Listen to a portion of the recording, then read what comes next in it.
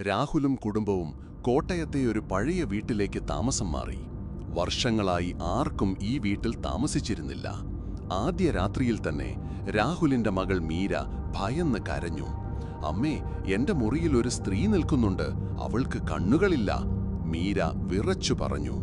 രാത്രി 12 മണിയായപ്പോൾ അടുക്കളയിൽ നിന്ന് വിചിത്രമായ ശബ്ദങ്ങൾ വന്നു. ക്രീക്ക് ക്രീക്ക് എന്ന ശബ്ദം കേട്ട് രാഹുൽ അടുക്കളയിലേക്ക് പോയി. അവിടെ ഒരു പഴയ പെട്ടി കണ്ടെത്തി. പെട്ടിയിൽ ഒരു പഴയ ഫോട്ടോയുണ്ടായിരുന്നു, ഒരു സ്ത്രീയുടെ ഫോട്ടോ.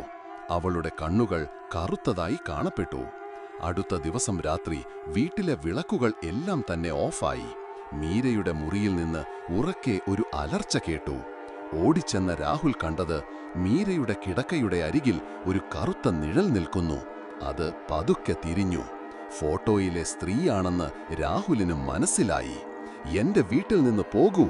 രാഹുൽ അലറി. പക്ഷേ അതിനു മുമ്പ് തന്നെ കറുത്ത നിഴൽ അവരുടെ മുഖത്തേക്ക് ചാടി. അടുത്ത ദിവസം വീട്ടിൽ ആരുമില്ല. മീരയുടെ പാവ മാത്രം കിടക്കയിൽ കിടക്കുന്നു, തല കീഴായി. ഈ കഥ ഇഷ്ടപ്പെട്ടോ? ലൈക്ക് ചെയ്യൂ. ഇല്ലെങ്കിൽ ഇന്ന് രാത്രി നിങ്ങളുടെ കിടക്കയുടെ അടുത്ത് ഒരാൾ നിൽക്കും. ഇതുപോലെ സ്പൈൻ ചില്ലിംഗ് കഥകൾക്കായി പോർട്ടൽ ഗ്രാമം സബ്സ്ക്രൈബ് ചെയ്യൂ.